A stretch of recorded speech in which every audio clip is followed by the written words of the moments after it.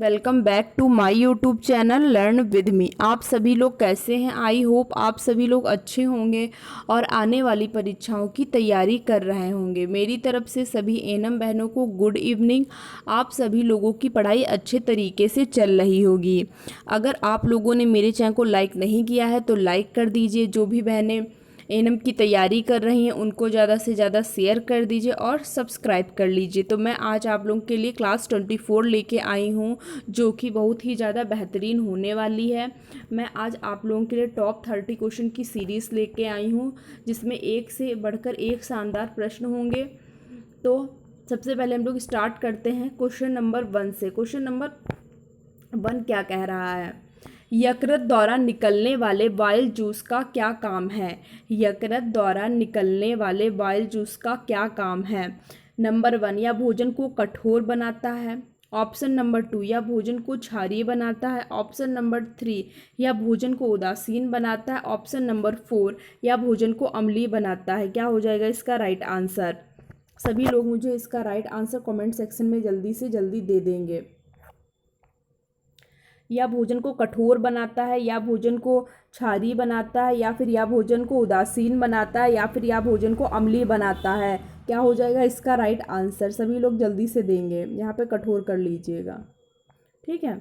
या भोजन को कठोर बनाता है, या भोजन को क्षारीय बनाता है, या भोजन को उदासीन बनाता है, या फिर या भोजन को अम्लीय बनाता है। ऑप्शन नंबर 2 पर टिक कर देंगे। या भोजन को कैसा बनाता है? तो यह भोजन को क्षारीय बनाता है। यकृत से निकलने वाला बाइल जूस भोजन को क्षारीय बनाता है। ऑप्शन नंबर 2 पर टिक कर लेंगे। अब हम लोग बढ़ते हैं नेक्स्ट क्वेश्चन की तरफ। Question number 2। क्वेश्चन नंबर 2 क्या कह रहा है? मानव पाचन तंत्र से जुड़ी ग्रंथियों के नाम बताइए। मानव पाचन तंत्र से जुड़ी ग्रंथियों के नाम बताने। मानव पाचन तंत्र से जुड़ी, क्योंकि जगह कर लीजिए ग्रंथियों के नाम। ग्रंथियों के नाम, ठीक है। मानव पाचन तंत्र से जुड़ी ग्रंथियों के नाम बताने हैं। ऑप्शन नंबर 1 लार ग्रंथि, ऑप्शन नंबर 2 यकृत, ऑप्शन नंबर 3 अमाशय, ऑप्शन नंबर 4 इनमें से सभी। क्या हो जाएगा इसका right answer? Option number question number 2 का मानव पाचन तंत्र से जुड़ी ग्रंथि कौन सी हो जाएगी? जो लार ग्रंथि है ये भी पाचन तंत्र से जुड़ी हुई ग्रंथि हो जाएगी। यकृत भी कैसी हो जाएगी? पाचन तंत्र से जुड़ी हुई ग्रंथि। अमाशय भी क्या हो जाएगा? पाचन तंत्र से जुड़ी हुई ग्रंथि हो जाएगी। तो ऑप्शन नंबर 4 और इनमें से सभी पर हम लोग टिक कर लेंगे। अब हम लोग बढ़ते हैं क्वेश्चन नंबर 3 की तरफ। अधिकतम पोषक तत्व रक्त में कहाँ से अवशोषित किए जाते हैं? अधिकतम पोषक तत्व रक्त में कहाँ से अवशोषित किए जाते हैं?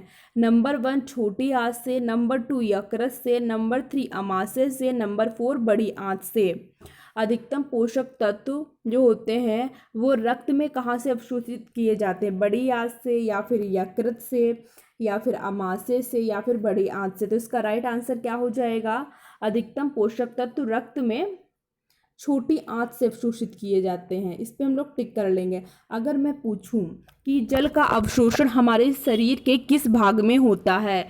जल का अवशोषण जो होता है वो हमारे शरीर के किस भाग में होता है? तो आप लोग क्या उसका राइट आंसर देंगे? तब आप लोग इसका राइट आंसर देंगे बड़ी आंत। जल का अवशोषण कहाँ होता है? तो बड़ी आंत में होता है जल का अवशोषण, ठीक है। अवशोषण, जल का अवशोषण कहाँ होता है? तो बड़ी आंत में होता है, ठीक है। जल का अवशोषण कहाँ होता है हमारी बॉडी में? तो बड़ी आंत में होता है। तो आप लोग इसे कैसे याद रखेंगे? हम लोग जल पीते हैं तो जल हम लोगों को ज़्यादा पीना चाहिए या कम पीना चाहिए? तो हम लोग कैसा ज़्यादा जल पीते हैं, ज़्यादा जल। अगर हम लोग ज़्यादा जल पिएंगे तो हमारी बॉडी में कहाँ जाएगा? ज़्यादा जगह उसके लिए जरूरी होगी। जब ज़्यादा पानी पिएंगे तो उसको स्टोरेज के लिए ज़्यादा जगह की ज़रूरत होगी। तो ये बड़ी आंत में जल का अवशोषण कहाँ होता है? बड़ी आंत में। ये बहुत ही सिंपल सी ट्रिक है, जिसको ना याद हो रहा वो याद कर लीजिएगा। अगर मैं पूछूं आप लोगों से कि पचे हुए भोजन का मुख्य रूप से अवशोषण किस अंग में होता है? पचे हुए भोजन का अवशोषण मुख्य रूप से किस अंग में होता है? तब वहाँ पे भी हम लोग छोटी आंत में लगाएंगे। अधिकतम पोषक तत्व रक्त में कहाँ से अवशोषित किए जाते? तब छोटी आंत में लगाएंगे। जल का अवशोषण हमारे शरीर के किस भाग में हो जाता? तब हम लोग यहाँ पे बड़ी आंत लगा लेंगे। सभी लोगों को अच्छी तरीके से समझ में आ गए हैं। अब हम लोग बढ़ते हैं क्वेश्चन नंबर 4 की तरफ। माड़ का पाचन हमारे शरीर में कहाँ से स्टार्ट होता है? माड़ का क्या क्वेश्चन पूछ रहा है? माड़ का पाचन हमारे शरीर में कहाँ से स्टार्ट होता है? तो यहाँ पे हम लोग लिख लेंगे, माड़ को हम लोग और क्या कहते हैं? तो माड़ को हम लोग क्या कहते हैं? Starch, STARCH। हम लोग क्या कहते हैं? माड़ को स्टार्च भी कहते हैं, ठीक है। माड़ को क्या कहते हैं हम लोग? स्टार्च भी कहते हैं। नंबर 1 यकृत, नंबर 1 छोटी आंत, नंबर 2 यकृत, नंबर 3 अमाशय, नंबर 4 मुख गुहिका। माड़ का पाचन हमारे शरीर में कहाँ से स्टार्ट होता है? छोटी आंत से होता है, या फिर यकृत से होता है, या फिर अमाशय से होता है, या फिर मुख गुहिका से होता है? क्या हो जाएगा इसका राइट आंसर? तो इसका राइट आंसर क्या हो जाएगा? ऑप्शन नंबर 4 मुख गुहिका से होता है। अगर मैं आप लोगों से पूछूं कि माड़ का पाचन कहाँ से होता है? स्टार्ट होता मुख गुहिका से स्टार्ट होता है, तो किसके द्वारा स्टार्ट होता है? मुख गुहिका में तो स्टार्ट होता है, पर किसके द्वारा स्टार्ट होता है?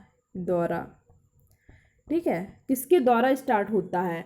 तो टाइलिन के द्वारा स्टार्ट, किसके द्वारा? टाइलिन के द्वारा स्टार्ट होता है, टाइलिन, ठीक है। माड़ का पाचन मुख गुहिका में टाइलिन के द्वारा स्टार्ट होता है। ये एक्स्ट्रा इन्फॉर्मेशन थी, सबको समझ में आ गई होगी। अब बढ़ते हैं क्वेश्चन नंबर 5 की तरफ। क्वेश्चन नंबर 5, हाँ, कौन सा अंग, क्या पूछ रहा है? कौन सा अंग जो मानव शरीर में ग्लाइकोजन के रूप में कार्बोहाइड्रेट को जमा करता है? कौन सा अंग ऐसा है जो मानव शरीर में ग्लाइकोजन के रूप में कार्बोहाइड्रेट को जमा करता है? क्या हो जाएगा इसका राइट आंसर? नंबर 1 छोटी आंत, नंबर 2 यकृत, नंबर 3 अमाशय, नंबर 4 गॉल ब्लैडर। कौन सा अंग जो मानव शरीर में ग्लाइकोजन के रूप में कार्बोहाइड्रेट को जमा करता है? क्या हो जाएगा? छोटी आंत, या फिर अकृत, या यकृत, या फिर अमाशय, या फिर गॉल ब्लैडर? तो इसका राइट आंसर क्या हो जाएगा? तो इसका राइट आंसर हो जाएगा यकृत। यकृत पे हम लोग टिक कर लेंगे। क्या हो जाएगा इसका राइट आंसर? यकृत। कौन सा अंग जो मानव शरीर में ग्लाइकोजन के रूप में कार्बोहाइड्रेट को जमा करता है? तो वो हो जाएगा यकृत। अगर मैं पूछूं कि यकृत में कितने % ग्लाइकोजन स्टोर रहती है? यकृत में कितने % ग्लाइकोजन स्टोर रहती है? इस कितने % यकृत में कितने % ग्लाइकोजन स्टोर रहती है? तब आप लोग इसका राइट आंसर क्या करेंगे? 100% ग्लाइकोजन स्टोर रहती है यकृत में, ठीक है। सभी लोगों को समझ में आ गया है? तो अब बढ़ते हैं क्वेश्चन नंबर 6 की तरफ। क्वेश्चन नंबर 6, HCl का स्रवण आहार नाल के किस भाग से होता है? HCl का स्रवण आहार नाल के किस भाग से होता है? स्रवण आहार, ठीक है, आहार नाल। HCl का स्रवण आहार नाल के किस भाग से होता है? ऑप्शन नंबर 1 छोटी आंत, ऑप्शन नंबर 2 यकृत, ऑप्शन नंबर 3 अमाशय, ऑप्शन नंबर 4 अग्नाशय। क्या हो जाएगा इसका राइट आंसर? HCl का स्रवण आहार नाल के किस भाग से होता है? तो राइट आंसर क्या हो जाएगा? अमाशय हो जाएगा। अमाशय पे हम लोग टिक कर लेंगे। अब बढ़ते हैं क्वेश्चन नंबर 7 की तरफ। क्वेश्चन नंबर 7 क्या कह रहा है? क्वेश्चन नंबर 7 क्या कह रहा है देखते हैं। क्वेश्चन नंबर 7, हाँ, 90% जल का अवशोषण शरीर में कहाँ होता है? 90% जल का अवशोषण शरीर में कहाँ होता है? नंबर 1 छोटी आंत में, नंबर 2 यकृत में, नंबर 3 अमाशय में, नंबर 4 बड़ी आंत में। क्या हो जाएगा इसका राइट आंसर? 90% जल का अवशोषण शरीर के किस भाग में होता है? छोटी आंत हो जाएगा, या फिर यकृत, या फिर अमाशय, या फिर बड़ी आंत? तो मैंने आप लोगों को क्या बताया था कि जल का अवशोषण हमारे शरीर के किस भाग में होता है? तो जल का अवशोषण हमारे किस भाग में होता है? बड़ी आंत में। ट्रिक भी बताई थी अभी कि हम लोग ज़्यादा पानी पिएंगे तो उसके लिए ज़्यादा जगह की जरूरत पड़ेगी, तो बड़ी आंत में, ठीक है। अगर मैं पूछूं कि 90% जल का अवशोषण शरीर के किस भाग में होता है, तब आप लोग क्या कहेंगे? बड़ी आंत में। तब भी बड़ी आंत ही लगा देंगे, ठीक है, इस पर टिक कर देंगे। क्वेश्चन वो सॉरी, ये बड़ी आंत पे इसको कट करेंगे। ये लिखा है नंबर 4 पर बड़ी आंत, ठीक है। 90% जल का अवशोषण शरीर के किस भाग में होता है? बड़ी आंत में, ठीक है। वो धोखे से लग गया था, ठीक। अगर मैं पूछूं कि 90% जल का अवशोषण बड़ी आंत में होता है, बड़ी आंत के किस भाग में होता है? बड़ी आंत के किस भाग में, किस भाग में 90% जल का अवशोषण होता है? 90% जल का अवशोषण होता है। 90% जल का अवशोषण बड़ी आंत के किस भाग में होता है? तब आप लोग वहाँ क्या करेंगे? कोलन भाग। कौन सा भाग? कोलन भाग में, ठीक है, कोलन भाग में होता है। 90% जल का अवशोषण बड़ी आंत के कोलन भाग में होता है। आप लोग इसको अच्छे तरीके से नोट कर लेंगे। अब बढ़ते हैं हम लोग क्वेश्चन नंबर 8, वो हाँ 8 की तरफ। हाँ, क्या पूछ रहा है क्वेश्चन नंबर 8? जठर रस को क्या कहते हैं? गैस्ट्रिक, क्या कहते हैं? गैस्ट्रिक जूस भी कहते हैं। जठर रस गैस्ट्रिक जूस का स्रवण कहाँ से होता है? जठर रस या फिर गैस्ट्रिक जूस का स्रवण कहाँ से होता है? नंबर 1 अग्नाशय, नंबर 2 यकृत, नंबर 3 अमाशय, नंबर 4 बड़ी आंत। सभी लोग ऑप्शन कमेंट सेक्शन में देते हुए चलेंगे। जठर रस यानी कि गैस्ट्रिक जूस का स्रवण कहाँ से होता है? अग्नाशय हो जाएगा, या फिर यकृत, या फिर अमाशय, या फिर बड़ी आंत। तो इसका राइट आंसर हो जाएगा ऑप्शन नंबर 3, अमाशय पर टिक कर लेंगे, ठीक है, अमाशय पर टिक कर लेंगे। अगर मैं आप लोगों से पूछूं कि अमाशय में प्रोटीन को पेप्टीन व प्रोटीनेज में परिवर्तन कौन करता है? अमाशय में प्रोटीन को पेप्टीन व प्रोटीनेज में परिवर्तन कौन करता है? तो वहाँ पे क्या हो जाएगा? पेप्सिन हो जाएगा, ठीक है। अब बढ़ते हैं क्वेश्चन नंबर 9 की तरफ।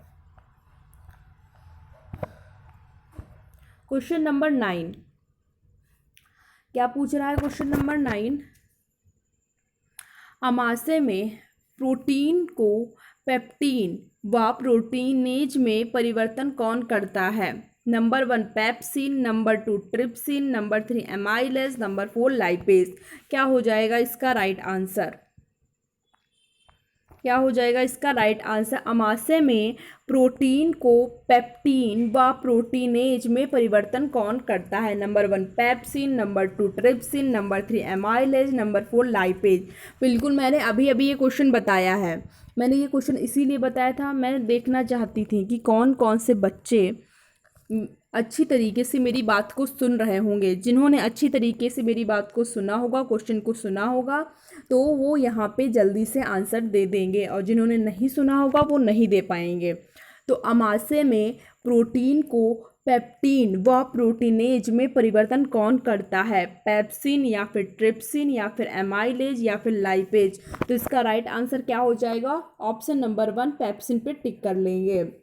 आप लोग सभी लोग ध्यान से बात को सुना करिए, क्योंकि जो मैं क्वेश्चन बताती हूँ बहुत ही ज़्यादा इंपॉर्टेंट होते हैं। अब बढ़ते क्वेश्चन नंबर 11 की तरफ। 10 आगे है, यहाँ पे थोड़ा सा नंबरिंग में गड़बड़ी हो गई है। सबसे बड़ा आंतरिक भाग कौन सा है? सबसे बड़ा आंतरिक अंग कौन सा है? आंतरिक अंग बताना है कि हमारी बॉडी का आंतरिक अंग कौन सा है जो सबसे बड़ा है। नंबर 1 त्वचा, नंबर 2 यकृत, नंबर 3 लीवर, नंबर 4 इनमें से कोई नहीं। सबसे बड़ा आंतरिक अंग कौन सा है? त्वचा हो जाएगा, या फिर यकृत, या फिर लीवर, या फिर इनमें से कोई नहीं। तो इसका राइट आंसर क्या हो जाएगा? सबसे बड़ा आंतरिक अंग कौन सा हो जाएगा? लीवर हो जाएगा। कौन सा हो जाएगा आंतरिक अंग? हम लोग लीवर पर टिक कर लेंगे। क्या हो जाएगा? लीवर। सबसे बड़ा आंतरिक अंग क्या हो जाएगा? लीवर हो जाएगा। लीवर पर टिक कर लेंगे। अगर मैं पूछूं सबसे बड़ा बाह्य अंग कौन सा है? सबसे बड़ा आंतरिक अंग पूछा गया। अगर मैं पूछूं सबसे सब लोग समझ लीजिएगा, मैं लिख रही हूँ यहाँ पे सबसे बड़ा। अब सबसे बड़ा आंतरिक पूछा गया था, अब मैं पूछती हूँ बाह्य। बाह्य अंग, ठीक है। ये क्या हो गया? ये गा है, ठीक है। हाँ, सबसे बड़ा बाह्य अंग कौन सा है? सबसे बड़ा बाह्य अंग कौन सा है? सबसे बड़ा आंतरिक अंग कौन सा है? तो वो यकृत यानी कि लीवर, जिसे हम जिगर भी कहते हैं, ठीक है। सबसे बड़ा बाह्य अंग कौन सा हो जाएगा? तो वो हो जाएगा हमारी त्वचा। क्या हो जाएगा? त्वचा। त्वचा पर वो त्वचा पर मैंने एरो लगा दिया है, ठीक है। सबसे बड़ा बाह्य अंग कौन सा हो जाएगा? त्वचा। सबसे बड़ा आंतरिक अंग कौन सा हो जाएगा? तो वो क्या हो जाएगा? लीवर हो जाएगा। अब हम लोग बढ़ते हैं क्वेश्चन नंबर 12 की तरफ। एडवर्ड जेनर ने किस रोग के टीके की खोजा? एडवर्ड जेनर ने किस रोग के टीके को खोजा? Option number 1 rabies, option number 2 चेचक, option number 3 tetanus, option number 4 polio. Edward Jenner ने किस रोग के टीके को खोजा? रेबीज या फिर चेचक या फिर टिटनेस या फिर पोलियो? कौन सा आंसर राइट हो जाएगा? तो एडवर्ड जेनर ने किस रोग के टीके को खोजा? तो किसको खोजा? चेचक को। चेचक पे हम लोग टिक कर लेंगे।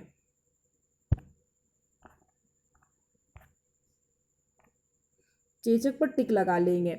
अगर मैं पूछूं कि चेचक किससे होने वाला रोग है, किससे होने वाला चेचक रोग है, तो क्या हो जाएगा इसका राइट आंसर? तो चेचक विषाणु से होने वाला रोग है। किससे?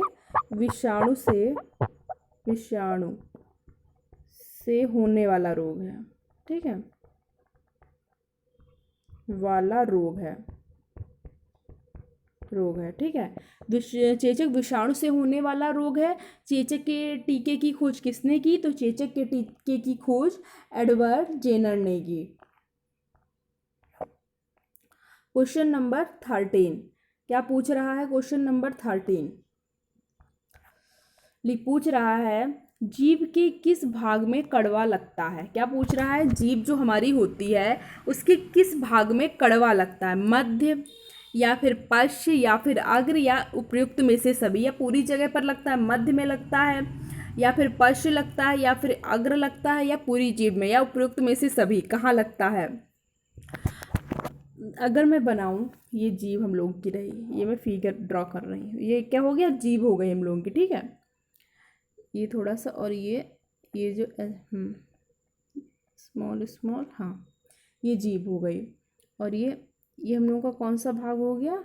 ये इधर वाला, हाँ। ये कौन सा होगा? ये हो गया पश्च, पीछे वाला भाग। कौन सा भाग हो गया? ये पश्च, ठीक है। ये भाग पश्च हो गया, ठीक है। और ये जो ये इधर साइड वाला, ये इतना कर लीजिए, हाँ, ये जो साइड वाला भाग हो गया, ठीक है। यानी कि मध्य समझ लीजिए, मध्य, ठीक है। और ये आगे वाला स्टार, ये कैसा हो गया? अग्र हो गया। ये कौन सा? ये अग्र भाग है, ये मध्य भाग है, और ये जो पीछे का भाग है ये पश्च भाग है, ठीक है। तो इसमें पूछा गया है जीभ के किस भाग में कड़वा लगता है? मध्य में, पश्चिम में, अग्र में या उपयुक्त में से सभी? तो अगर मैं बताऊं, जो ये पीछे वाला भाग है जिसको हम लोग पश्च भाग कहते हैं, इसमें कैसा लगता होता है? तो इसमें कड़वा लगता है, कड़वा। तो यहाँ पे ऑप्शन देख लीजिए, तो यहाँ पे पश्च पे टिक कर देंगे, कड़वा लगता है, ठीक है। और जो ये मध्य भाग है, ये चीज़, ये वाला भाग, ये, तो यहाँ कैसा लगता है? तो यहाँ कैसा लगता है? खट्टा, खट्टा लगता है, ठीक है। और ये जो टिप वाला, टिप पोर्शन है यानी कि अग्र, तो यहाँ कैसा लगता है? मीठा, ठीक है, मीठा। और ये जो ये इधर इतना जो भाग रह गया, ये यहाँ पर, जिसको मैं ऐसे फिल कर देती हूँ, ये, तो यहाँ पर कैसा? नमकीन, साल्टी, SALTY, ठीक है।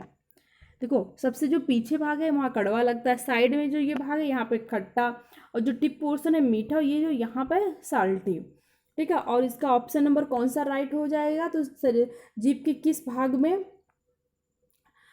कड़वा लगता है? तो पश्च भाग में लगता है।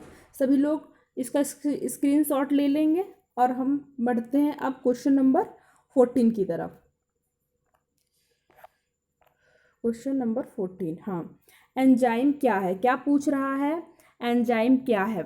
ऑप्शन नंबर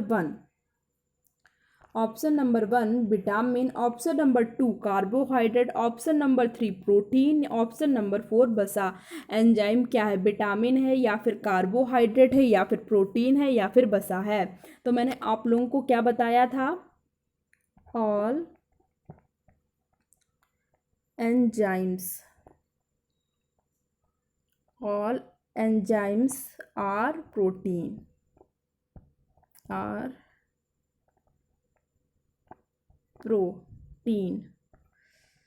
ठीक है। मैंने आप लोगों को क्या बताया था, ऑल एंजाइम्स आर प्रोटीन, जितने भी एंजाइम होते हैं वो क्या होते हैं, प्रोटीन होते हैं। ये आप लोग याद रखेंगे। अब यहाँ पे हम लोग कहाँ टिक लगा देंगे, ऑप्शन नंबर 3 प्रोटीन पर टिक लगा देंगे। एंजाइम क्या है, तो एंजाइम क्या हो जाएगा, तो एंजाइम हो जाएंगे प्रोटीन। अब बढ़ते क्वेश्चन नंबर 15। किण्वन में श्वसन क्रिया कैसी होती है, क्या पूछा गया है, किण्वन में श्वसन क्रिया कैसी होती है। नंबर 1 अनाक्सी श्वसन, नंबर 2 ऑक्सी श्वसन, नंबर 3 इनमें से कोई नहीं, या फिर नंबर 4 इनमें से दोनों। किण्वन में कैसी क्रिया होती है,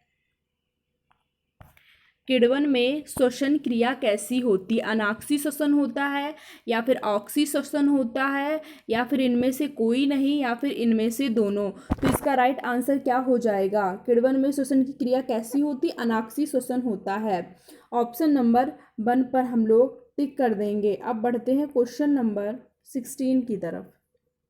हाँ, क्वेश्चन नंबर 16 क्या कह रहा है,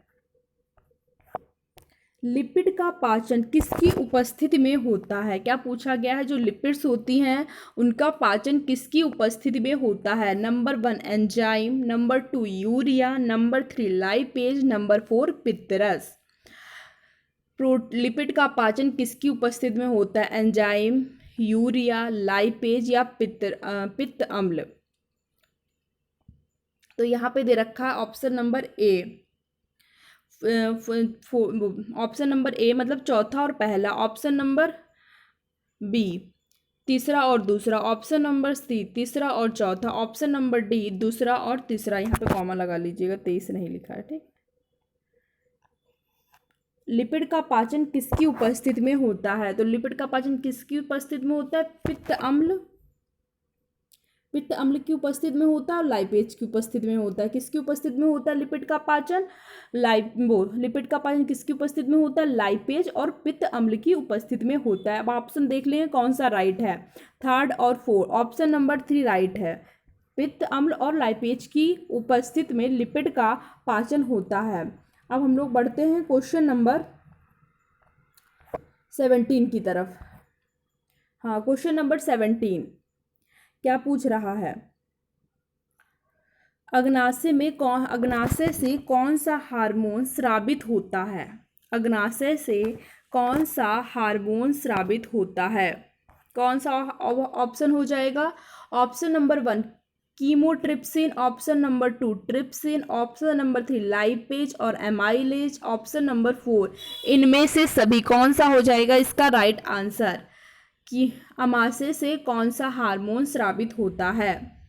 तो क्या हो जाएगा इसका राइट आंसर, अगर हम लोग बात करें कीमोट्रिप्सिन की, तो ये अग्नाशय से स्रावित होने वाला हार्मोन है। ट्रिप्सिन भी अग्नाशय से स्रावित होता है, ये भी सही है। लाइपेज और एमाइलेज ये भी उससे अग्नाशय से स्रावित होने वाला। तो इनमें से सभी, अगर मैं पूछूं कि अमाशय से स्रावित होने वाले हार्मोन कौन से हैं, अमाशय से कौन सा हार्मोन स्रावित होता है, तो अमाशय से कौन सा हो जाएगा, अमाशय से कौन सा हार्मोन स्रावित होगा, ट्रिप्सिन, कौन सा वो सॉरी पेप्सिन, ठीक है, पेप्सिन और रेनिन, पेप्सिन और रेनिन अमाशय से स्रावित होंगे। और मुख गुहा लिखा, ठीक है। मुख गुहा से कौन से स्रावित होंगे, तो टाइलिन ला बना है ये,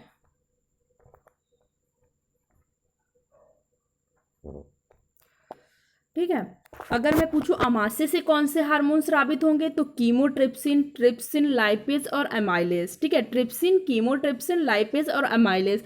अमाशय से कौन से स्रावित होंगे? पेप्सिन और रेनिन। मुख गुहिका से कौन सा? टाइलिन। ठीक है, टाइलिन। ये सभी आप लोग अच्छे तरीके से याद करते हुए चलेंगे। अब बढ़ते हैं क्वेश्चन नंबर 10 की तरफ, जो हम लोगों का आगे छूट गया था। शरीर में ट्रैफिक पुलिसमैन के नाम से किसे जाना जाता है? क्या क्वेश्चन पूछ रहा है? शरीर में ट्रैफिक पुलिसमैन के नाम से किसे जाना जाता है? Option number 1 gall bladder, option number 2 क्षुद्रांत, option number 3 epiglottis, option number 4 यकृत। क्या हो जाएगा इसका राइट आंसर? सभी लोग मुझे इसका राइट आंसर देंगे।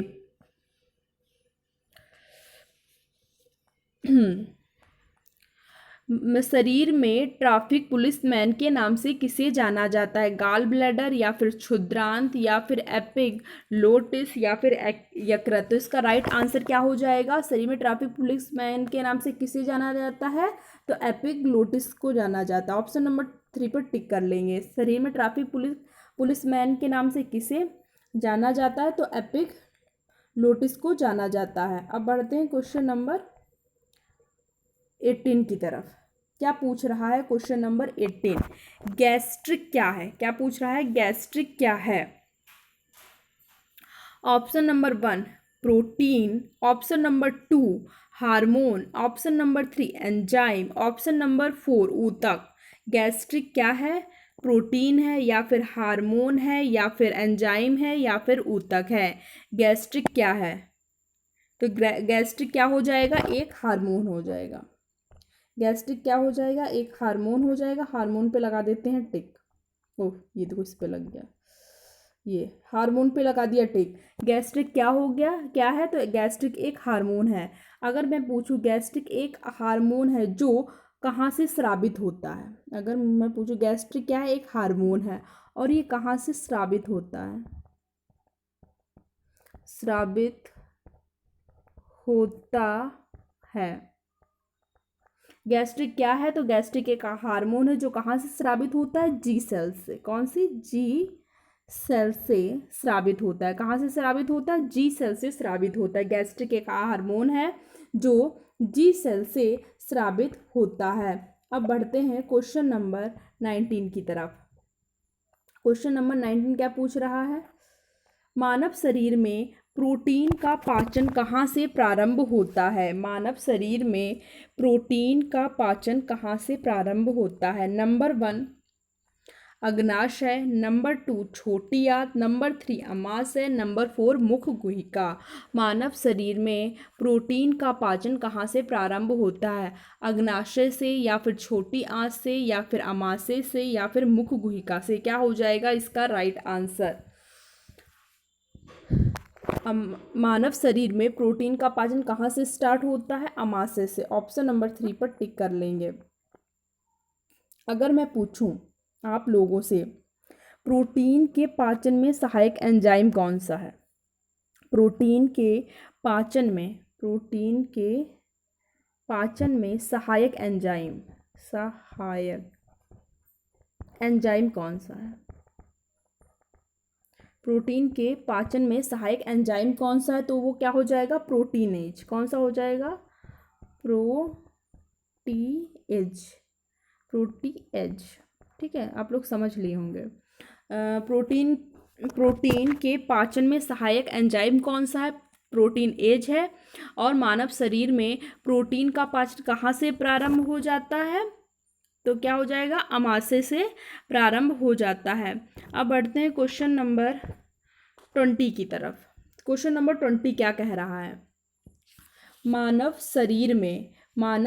शरीर में क्षुद्रांत के 3 संरचनात्मक भागों की लंबाई का कौन सा क्रम सही है? मानव शरीर में क्षुद्रांत के 3 संरचनात्मक भागों की लंबाई का कौन सा क्रम सही है? नंबर 1 मध्यांत्र, ग्रहणी या फिर शेषांत्र।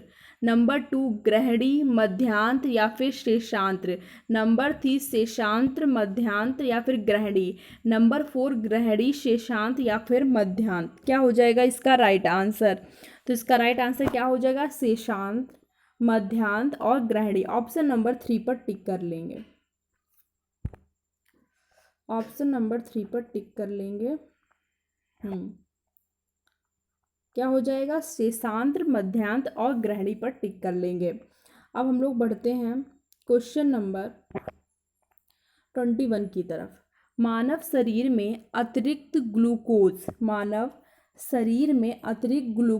ग्लाइकोजन में परिवर्तित होकर भंडारित रहता है।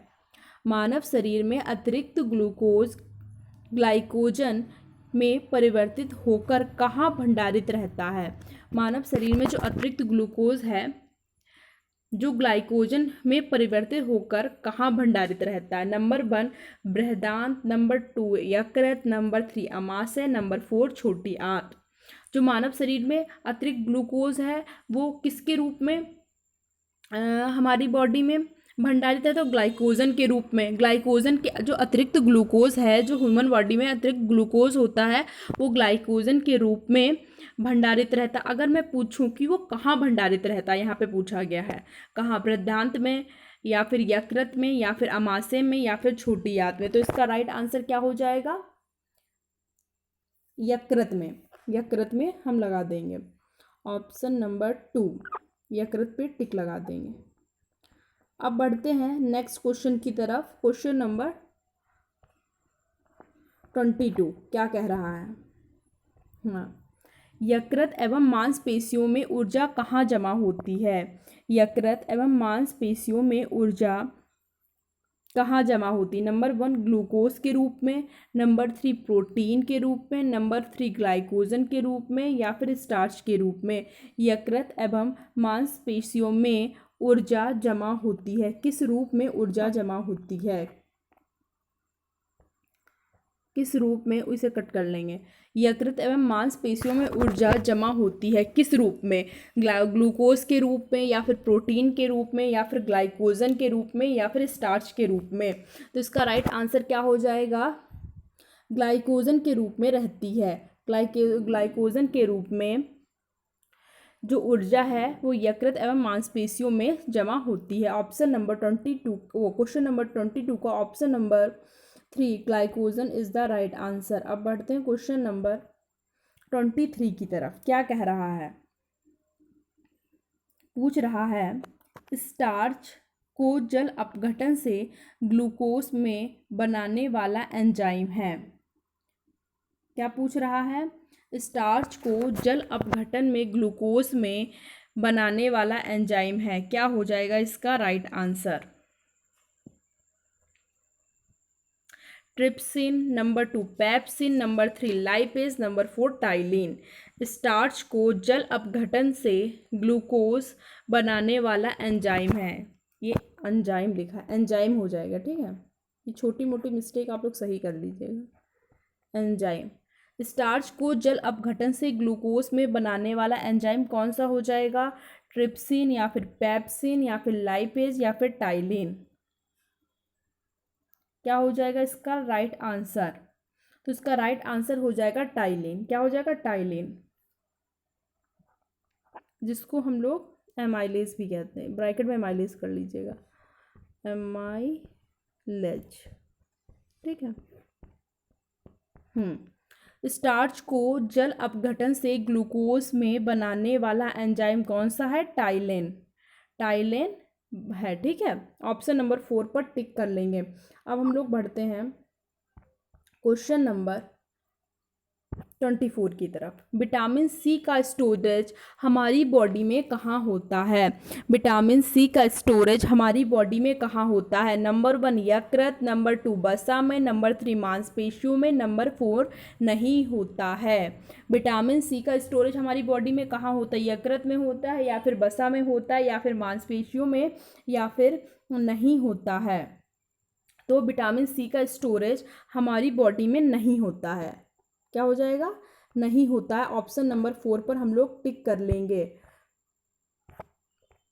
नहीं होता है। ठीक है, अगर मैं पूछूं यकृत में कौन सा विटामिन स्टोरेज होता है, यकृत में किस विटामिन का स्टोरेज होता है, कौन सा ऐसा विटामिन है जो यकृत में संचित होता है, तो विटामिन ए। कौन सा विटामिन, विटामिन ए यकृत में संचित रहता है। ठीक है, विटामिन ए कहाँ संचित रहता है, यकृत में। और विटामिन सी का स्टोरेज हमारी बॉडी में नहीं होता है। ये आप लोग बात याद रखिएगा। और विटामिन जो सी है वो गर्म करने पर क्या हो जाता है, विटामिन सी गर्म करने पर नष्ट हो जाता है। अब बढ़ते हैं नेक्स्ट क्वेश्चन की तरफ। क्वेश्चन नंबर 25, विटामिन D2 का रासायनिक नाम क्या है। क्या पूछ रहा है, विटामिन D2 का रासायनिक नाम क्या है। Number 1 riboflavin, number 2 Ergo calciferol, number 3 calciferol, number 4 nicotinamide. क्या हो जाएगा इसका राइट आंसर। विटामिन D2 का रासायनिक नाम क्या हो जाएगा, राइबोफ्लेविन या फिर अर्गो कैल्सीफेरॉल या फिर कैल्सीफेरॉल या फिर निकोटिनेमाइड। तो विटामिन D2 का रासायनिक नाम क्या हो जाएगा, अर्गो कैल्सीफेरॉल हो जाएगा। ऑप्शन नंबर 2 पर टिक कर लेंगे। अगर मैं पूछूं कैल्सीफेरॉल, कैल्सीफेरॉल किसका रासायनिक नाम है, तो किसका रासायनिक नाम है, विटामिन डी का रासायनिक नाम क्या है, कैल्सीफेरॉल है। क्या हो जाएगा विटामिन डी का रासायनिक नाम, कैल्सीफेरॉल। और विटामिन D2 का रासायनिक नाम क्या हो जाएगा, अर्गो कैल्सीफेरॉल हो जाएगा। अगर मैं पूछूं आप लोगों से निकोटिनेमाइड, निकोटिनेमाइड किस विटामिन का रासायनिक नाम है, निकोटिनेमाइड किस विटामिन का रासायनिक नाम है, तो विटामिन B5 का, किसका, विटामिन B5 का रासायनिक नाम क्या है, निकोटिनेमाइड है। अब क्या बचता है, राइबोफ्लेविन। तो राइबोफ्लेविन किस विटामिन का रासायनिक नाम है, तो ये विटामिन B2 का रासायनिक नाम क्या है, राइबोफ्लेविन है। और विटामिन डी का रासायनिक नाम क्या है, कैल्सीफेरॉल है। विटामिन B5 का रासायनिक नाम क्या, निकोटिनेमाइड है। और विटामिन D2 का रासायनिक नाम क्या है, तो वो है अर्गो कैल्सीफेरॉल। ऑप्शन नंबर 2 पर हम लोग टिक कर देंगे। अब बढ़ते हैं क्वेश्चन नंबर 26 की तरफ। क्या पूछ रहा है, विटामिन B12 के संबंध में कौन सा कथन सही है। क्या पूछ रहा है, विटामिन B12 के संबंध में कौन सा कथन सही है। नंबर 1 प्रति आरक्तता कारक, नंबर 2 प्रतिस्कर्वी कारक, नंबर 3 बाध्यता रोधी कारक, नंबर 4 प्रति रक्तस्रावी कारक। तो क्या हो जाएगा इसका राइट आंसर। मैं पूछूं कि विटामिन B12 का रासायनिक नाम क्या है, तो कोबालामिन हो जाएगा। ठीक है, विटामिन B12 की कमी से कौन सा रोग हो जाता है, तो एनीमिया हो जाता है। तो इसका राइट आंसर क्या हो जाएगा, प्रति आरक्तता कारक हो जाएगा। क्या हो जाएगा, प्रति आरक्तता कारक हो जाएगा। तो क्या हो जाएगा उसका राइट आंसर, प्रति आरक्तता कारक हो जाएगा। कहाँ चला गया क्वेश्चन, हाँ ये रहा। विटामिन B12 का रासायनिक नाम क्या हो जाएगा, विटामिन B12 का रासायनिक नाम क्या हो जाएगा, तो विटामिन B12 का रासायनिक नाम हो जाएगा कोबालामिन। रोग कौन सा हो जाता है विटामिन B12 की उससे, तो ये हो जाता है एनीमिया। कौन सा रोग हो जाता है, एनीमिया हो जाता है। विटामिन B12 का रासायनिक नाम क्या हो जाएगा, कोबालामिन। को लिखा है, बालामिन, आप लोग समझ लीजिएगा, कोबालामिन लिखा है। ठीक है, और इसकी कमी से कौन सा रोग हो जाता है, एनीमिया हो जाता है, एनीमिया हो जाता है। ठीक है, एनीमिया हो जाता है।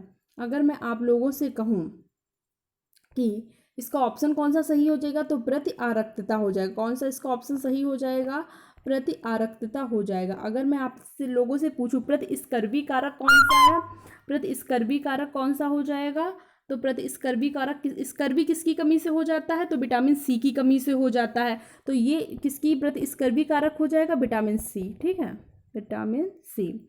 और बाध्यता रोधी यानी कि बाध्यता अंधापन, रात्रि का अंधापन किस रोग की कमी से होता है, रात्रि का अंधापन कह लीजिए, या फिर नाइट ब्लाइंडनेस कह लीजिए, या फिर रतौंधी कह लीजिए, ये किस विटामिन की कमी से होता है, विटामिन ए की कमी से। तो ये बाध्यता रोधी क्या हो जाएगा, विटामिन ए हो जाएगा।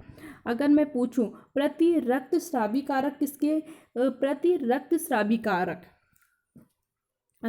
किस विटामिन के लिए हो जाएगा? अगर मैं पूछूं आप लोगों से कि किस विटामिन की कमी से रक्त का थक्का नहीं जमता है, तो क्या हो जाएगा? विटामिन के की कमी से। और प्रति रक्तस्रावी कारक कौन सा हो जाएगा? तो ये हो जाएगा विटामिन के हो जाएगा। आप लोग समझ गए होंगे। अब बढ़ते हैं क्वेश्चन नंबर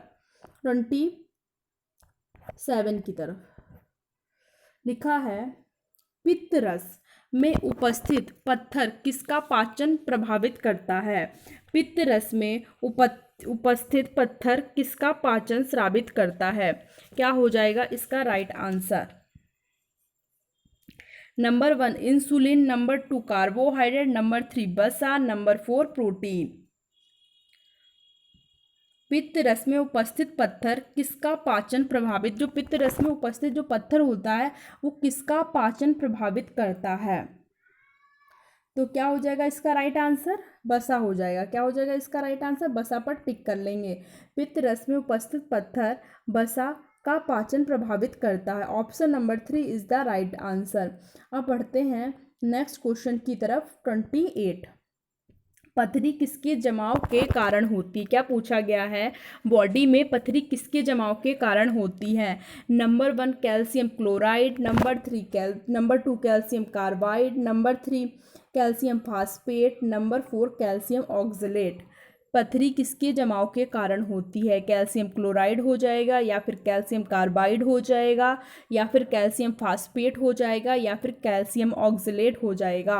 तो इसका राइट आंसर क्या हो जाएगा? ऑप्शन नंबर 4 कैल्शियम ऑक्सलेट पे टिक कर देंगे। अब बढ़ते हैं क्वेश्चन नंबर 29 की ओर। मलेरिया से प्रभावित होने वाला अंग कौन सा है? क्या पूछ रहा है? मलेरिया से प्रभावित होने वाला अंग कौन सा है? नंबर 1 प्लीहा, नंबर 2 स्प्लीन, नंबर 3 तिल्ली, नंबर 4 उपयुक्त में से सभी। मलेरिया से प्रभावित होने वाले अंग कौन सा है? तो क्या राइट आंसर हो जाएगा? तो प्लीहा। यहाँ पे लिखा है नंबर 1 प्लीहा, बिल्कुल ये भी प्रभावित होता है, ठीक है। और स्प्लिन ये भी प्रभावित होता है, तिल्ली ये भी प्रभावित होता है। तो ये इसमें उपयुक्त में से सभी। अगर मैं पूछूं प्लीहा, स्प्लिन, तिल्ली ये एक ही बात होती है, सब एक ही नाम है, ये तीनों के एक ही। चाहे आप प्लीहा कह लीजिए, चाहे आप स्प्लिन कह लीजिए, या फिर तिल्ली कह लीजिए, ये तीनों एक ही हैं। मलेरिया से प्रभावित होने वाला अंग कौन सा है? तो प्लीहा, स्प्लिन, तिल्ली। पेपर में कंफ्यूज मत होइएगा, इसीलिए मैंने ये सारे आंसर दे रखे थे। तो इसका राइट आंसर हो जाएगा उपयुक्त में से सभी। अगर मैं पूछूं जो मलेरिया है वो वो कैसा रोग है? विषाणु जनित रोग है, या फिर जीवाणु जनित रोग है, या फिर कवक जनित रोग है, या प्रोटोजोआ जनित रोग है? तो मलेरिया कैसा रोग है? प्रोटोजोआ जनित, प्रोटोजोआ, ठीक है, प्रोटोजोआ जनित रोग है, ठीक है। अगर मैं पूछूं कि मलेरिया कैसे हो जाता है, तो प्लाज्मोडियम जाति के परजीवी के कारण। किसके कारण हो जाता है मलेरिया? तो प्लाज्मोडियम जाति के परजीवी के कारण हो जाता है। उपचार क्या है मलेरिया के लिए? तो इस सिनकोना वृक्ष की छाल है, ठीक है। अब हम लोग बढ़ते हैं क्वेश्चन नंबर 30 और लास्ट क्वेश्चन की तरफ। कौन सा रोग कीट के काटने से होता है? क्या क्वेश्चन पूछ रहा है कि कौन सा ऐसा रोग है जो कीट के काटने से होता है? नंबर 1 कुष्ठ रोग, नंबर 2 डेंगू, नंबर 3 चेचक, नंबर 4 रेबीज। क्या हो जाएगा इसका राइट आंसर? कौन सा रोग कीट के काटने से होता है? तो कुष्ठ रोग। अगर हम लोग बात करते हैं कुष्ठ रोग की, तो ये कैसा रोग है? तो ये जीवाणु जनित रोग है, ठीक है, तो ये भी आंसर कट हो जाएगा। चेचक कैसा रोग है? तो ये विषाणु जनित रोग है। कैसा रोग है चेचक? विषाणु से होने वाला रोग है, तो ये भी कट हो जाएगा। और रेबीज कैसा है? तो ये भी विषाणु जनित रोग है, ये कुत्ते के काटने से होता है। और ये डेंगू है वो किससे होता है? मच्छर के काटने से होता है, मच्छर के काटने से होता है, तो मच्छर। तो ऑप्शन नंबर 2 पर टिक कर देंगे, ठीक है। अगर मैं पूछूं कि जो मच्छर है किस मच्छर के काटने से डेंगू हो जाता है? किस मच्छर के काटने से डेंगू हो जाता है? तो एडीज, एडीज एजिप्टी मच्छर के काटने से डेंगू हो जाता है। ठीक है, एडीज एजिप्टी मच्छर के काटने से डेंगू हो जाता है। डेंगू कैसा है? विषाणु जनित रोग है। अगर मैं पूछूं कि पायरिया कैसा रोग, सॉरी पायरिया बोल रहे हैं, मलेरिया कैसा रोग है, तो वो प्रोटोजोआ जनित रोग है। मलेरिया कैसा रोग है? वो भी प्रोटोजोआ जनित होता है। वो किस मच्छर के काटने से होता है? वो मादा एनाफ्लीज मच्छर के काटने से होता है। डेंगू किस मच्छर के काटने से होता है? एडीज एजिप्टी मच्छर के काटने से होता है। और ये कैसा रोग है? तो विषाणु जनित रोग है। ऑप्शन नंबर 2 पर टिक कर लेंगे। आप लोगों को ये मेरी 30 क्वेश्चन की सीरीज़ कैसी लगी है? अच्छी लगी है तो प्लीज़ लिख के ज़रूर बताइएगा। अगर आप लोगों को मेरी ये 30 क्वेश्चन की सीरीज़ अच्छी लगी है तो प्लीज़ आप लोग चैनल को लाइक कर दीजिएगा। जो भी बच्चे एनएम की तैयारी कर रहे हैं उनको ज़्यादा से ज़्यादा शेयर कर दीजिएगा और सब्सक्राइब कर लीजिएगा। मिलते हैं नेक्स्ट क्लास में, तब तक की थैंक्स फॉर वॉचिंग।